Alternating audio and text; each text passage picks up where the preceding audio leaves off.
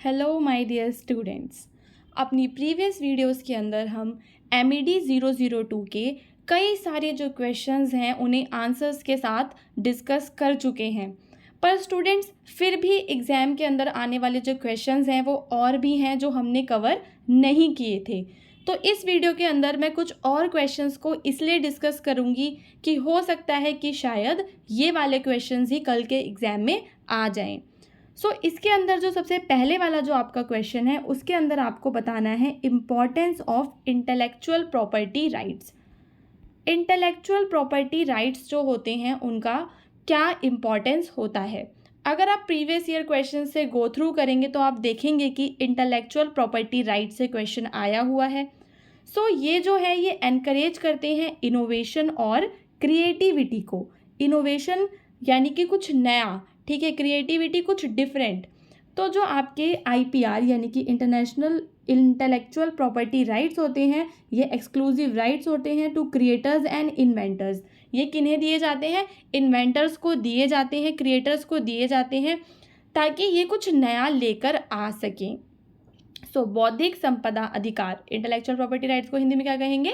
बौद्धिक संपदा अधिकार रचनाकारों और आविष्कारों को विशेष अधिकार प्रदान करते हैं जिससे नए उत्पादों, तकनीकों और रचनात्मक कार्यों में निवेश के लिए प्रोत्साहन मिलता है। इनसे क्या होता है? जो आपके बौद्धिक संपदा अधिकार हैं इनसे होती है इकोनॉमिक ग्रोथ, ठीक है, एक तरह का कॉम्पिटिटिव मार्केट बन जाता है क्योंकि हर कोई कुछ नया इन्वेंट करके लेकर आ रहा है, ठीक है, जॉब क्रिएशंस भी होती हैं। बौद्धिक संपदा जो अधिकार है वह प्रतिस्पर्धी बाजार बनाते हैं जिससे कंपनियों को नवाचारों से राजस्व उत्पन्न करने का मौका मिलता है जो आर्थिक विकास और रोजगार सृजन को बढ़ावा देता है।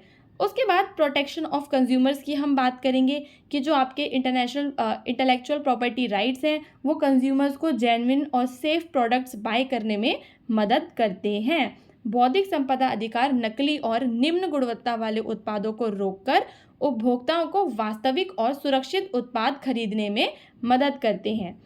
उसके बाद अगले क्वेश्चन में आपको लिखना है इंटरनेशनल एग्रीमेंट्स के और कन्वेंशन के बारे में जो एनवायरमेंटल प्रोटेक्शन को लेके की गई हैं। स्टूडेंट्स ये बहुत ही ज़्यादा इम्पॉर्टेंट क्वेश्चन है क्योंकि आपको एनवायरनमेंट से रिलेटेड जो भी एग्रीमेंट्स हुए हैं, जो इंटरनेशनल लेवल के एग्रीमेंट्स हैं, उनके बारे में पता होना बहुत ही ज़रूरी है। तो यहाँ पे हम सबसे पहले बात करेंगे पेरिस एग्रीमेंट की जो कि 2015 में हुआ था। जो पेरिस एग्रीमेंट है वो एक लैंडमार्क इंटरनेशनल एकॉर्ड है जिसका एम है कॉम्बैट करना क्लाइमेट चेंज और क्लाइमेट चेंज के नेगेटिव इम्पैक्ट्स को ख़त्म करना, ठीक है। The primary objective is to limit global warming.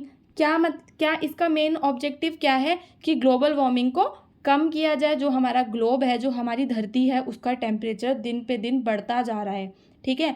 तो जो आपका पेरिस एग्रीमेंट है उसका काम क्या है? ग्लोबल वार्मिंग को कॉम्बैट करना, ठीक है। कंट्रीज़ जो हैं वो अपने क्लाइमेट एक्शन को लेकर कुछ नई नीतियां लेकर आएंगी, प्लान्स लेकर आएंगी, ठीक है, through nationally determined contribution and there are mechanism for transparency and accountability to track progress. और आगे उनकी प्रोग्रेस कैसी चल रही है उसके ऊपर भी ट्रैक रहेगा।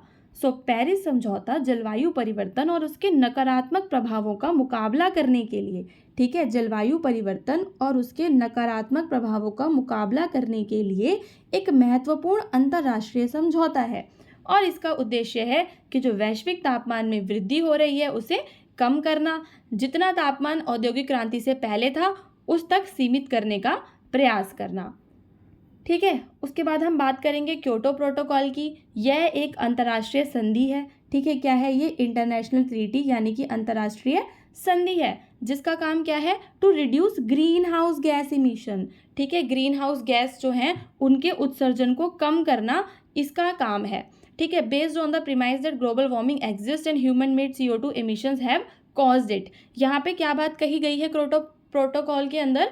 क्योटो प्रोटोकॉल में ये बात कही गई है कि आज जो विश्व का तापमान बढ़ रहा है वो क्यों बढ़ रहा है? क्योंकि जो इंसान हैं उन्होंने कार्बन डाइऑक्साइड का जो एमिशन है, कार्बन डाइऑक्साइड का जो उत्सर्जन है उसे बढ़ा दिया है। It is an extension of the 1992 United nation framework convention on climate change. ये इसी का ही एक एक्सटेंशन है, इसी को ही आगे बढ़ाया गया है। And it legally binds developed countries to emission reduction targets.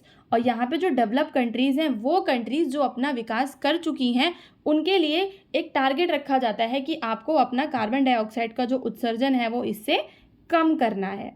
उसके बाद यहाँ पे हम बात करेंगे मॉन्ट्रियल प्रोटोकॉल की, जो कि आपका 1987 का है। ये बात करता है आपके ओजोन लेयर डिप्लीशन से। आपको पता है कि जो हमारी धरती है उसके ऊपर एक लेयर है, हमारी धरती के ऊपर जो एटमॉस्फेयर है, वायुमंडल है, वायुमंडल के अंदर एक लेयर है जिसको हम ओजोन लेयर कहते हैं, यानी कि उसका फॉर्मूला होता है O3। उसमें ऑक्सीजन के 3 मॉलिक्यूल्स होते हैं। तो जो O3 है उसका काम है कि वो हमें जो हमारा सन है, सन की हार्मफुल यूवी रेज से प्रोटेक्ट करती है, अल्ट्रा वायलेट रेज से प्रोटेक्ट करती है। अब वो जो लेयर है अंटार्कटिका के अंदर, ठीक है, कहाँ पर, अंटार्कटिका के अंदर, उस लेयर में छेद हो गया है। उस लेयर में छेद होने का क्या कारण है कि हम जो क्लोरोफ्लोरोकार्बन छोड़ते हैं, CFCS गैसेस जो हम छोड़ते हैं, उनकी वजह से CFCS गैसेस हमारे फ्रिज में से, हमारे AC में से निकलती हैं और ऊपर एटमॉस्फेयर में जाके ओजोन लेयर को नुकसान पहुंचाती हैं। सो यहाँ पे मॉन्ट्रियल प्रोटोकॉल लाया गया था। क्यों लाया गया था? ताकि जो ओजोन डिप्लीशन है, ठीक है, उसे कम किया जा सके, बिकॉज ओजोन जो है वो क्या है कि इम्पॉर्टेंट लेयर है हमारे लिए। अब यहाँ पे जो आपका मॉन्ट्रियल प्रोटोकॉल है, it is considered one of the most successful environmental agreement to date.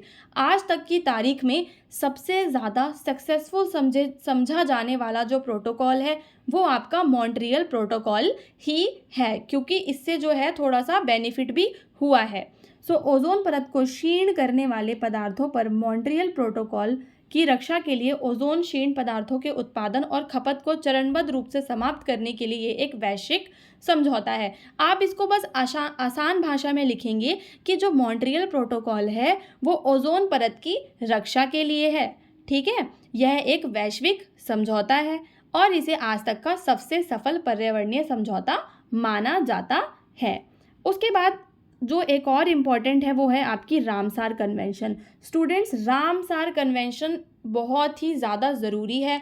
जो रामसार कन्वेंशन है वो एक वेटलैंड है, ठीक है, ऑन वेटलैंड्स जो होते हैं ना आपके, उनसे रिलेटेड है। ये एक इंटरनेशनल ट्रीटी है ताकि हम वेटलैंड्स को सस्टेनेबल यूज़ कर सकें। इंडिया के अंदर कई सारे वेटलैंड्स हैं जिन्हें रामसार कन्वेंशन के द्वारा मतलब घोषित किया गया है, वेटलैंड घोषित किया गया है रामसार कन्वेंशन के अंडर।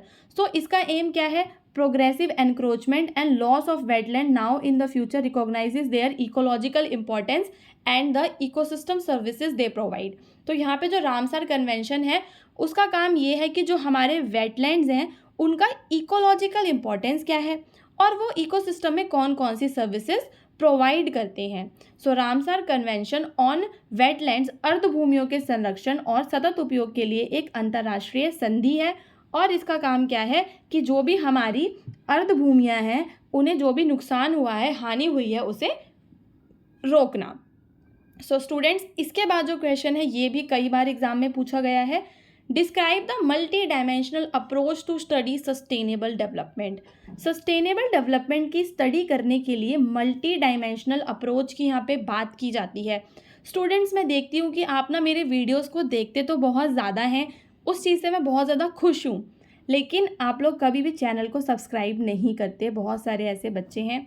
तो स्टूडेंट्स, अगर आप चैनल को सब्सक्राइब करेंगे तो आपको लेटेस्ट वीडियो जल्दी मिलते रहेंगे और हो सकता है कि लाइफ में आगे आपके और भी काम आए। सो स्टूडेंट्स, अब चलते हैं इस क्वेश्चन के आंसर पे कि studying sustainable development requires a multi dimensional approach. अगर आप सस्टेनेबल डेवलपमेंट का स्टडी करते हो तो ये मल्टी डायमेंशनल अप्रोच के द्वारा ही किया जाता है, क्योंकि इसके अंदर जो सारे इश्यूज़ हैं वो को रिलेटेड होते हैं। जैसे कि हम अगर बात करें इकोनॉमिक डायमेंशन की, तो जो इकोनॉमिक डायमेंशन है वो फोकस करता है on promoting economic growth that is inclusive and equitable. अब देखो, इकोनॉमिक ग्रोथ तो हो, अगर सस्टेनेबिलिटी से रिलेट करना है तो कैसी हो? इंक्लूसिव हो और इक्विटेबल हो, यानी कि सबके लिए बराबर हो, है ना। अगर कोई अमीर है तो सब लोग अमीर हों, सब लोगों को अपॉर्चुनिटीज़ मिले, इनकम का जो डिस्ट्रीब्यूशन है, अमीर गरीब के जो बीच का भेदभाव है वो ख़त्म हो जाए। यही आपका सस्टेनेबिलिटी कहता है कि जो इक्वालिटी लेकर आना एनवायरनमेंट में, हेल्थ में, हर तरह से। तो अगर हम इकोनॉमिक डायमेंशन को सस्टेनेबिलिटी से रिलेट करते हैं तो हम किस चीज़ की बात करेंगे? हम बात करेंगे inclusive and equitable distribution of income की। ठीक है, हम इसमें रोजगार के अवसर पैदा करना, आय का उचित वितरण सुनिश्चित करना और ऐसी आर्थिक नीतियों को बढ़ावा देना शामिल है जो पर्यावरणीय, स्वास्थ्य और सामाजिक समानता से समझौता नहीं करती। इसके बाद हम इसको रिलेट करेंगे हमारी एनवायरमेंटल डायमेंशन से। हम इसे अपने पर्यावरण से कैसे रिलेट करेंगे? हम इसमें बात करेंगे कि हमें अपने पर्यावरण को बचाने की ज़रूरत है, पॉल्यूशन को कम करना है, क्लाइमेट चेंज को ख़त्म करना है और जो हमारी बायोडाइवर्सिटी है यानी कि जो हमारी जैव विविधता है उसको प्रोटेक्ट करना है। इस तरह से हम अपने रिसोर्सेज को सस्टेनेबली यूज़ करेंगे ताकि हम अपने एनवायरनमेंट को अच्छा कर सकें। तो यहाँ पे हम बात करेंगे प्राकृतिक डायमेंशन की कि ये जो आयाम है प्राकृतिक संसाधनों और पारिस्थितिकी तंत्रों की सुरक्षा और संरक्षण की आवश्यकता को संबोधित करता है। इसमें प्रदूषण को कम करना, जलवायु परिवर्तन का मुकाबला करना, जैव विविधता का संरक्षण करना, ठीक है, ये सारी चीज़ें इसमें शामिल हैं। उसके बाद हम बात करेंगे सोशल डायमेंशन की। तो social dimension emphasises improving quality of life कि जो लोग हैं उनकी लाइफ की क्वालिटी को अच्छा करना, सोशल इक्विटी लेकर आना, जैसे कि गरीबी को हटाना, लोगों को शिक्षा देना, लोगों को अच्छी हेल्थ केयर फैसिलिटीज़ देना, जेंडर इक्वालिटी लेकर आना यानी कि आदमी और औरत के बीच में जो फ़र्क है उसे ख़त्म करना। ये सारी चीज़ें हमारी सस्टेनेबिलिटी के सोशल डायमेंशन में आती हैं। हमारे पूरे 17 सस्टेनेबल डेवलपमेंट गोल्स हैं जिसमें नो पॉवर्टी, ज़ीरो हंगर और gender equality, sustainable use of water, life below water, इन सब के बारे में बात की गई है। अब चलते हैं हमारे अगले क्वेश्चन पे जिसमें हमसे पूछा गया है कि कौन कौन सी परेशानियां हैं जो कि ग्लोबल एनवायरनमेंट प्रॉब्लम्स हैं और वो सस्टेनेबल डेवलपमेंट से कैसे रिलेट करती हैं। सो स्टूडेंट्स, सबसे पहली जो हमारी परेशानी है वो है क्लाइमेट चेंज की परेशानी। जो क्लाइमेट चेंज है ह्यूमन एक्टिविटीज़ के द्वारा, ठीक है, इंसानों की गतिविधियों के द्वारा क्लाइमेट चेंज बहुत ज़्यादा हो गया है और ये सस्टेनेबल डेवलपमेंट करने में हमें रोक रहा है।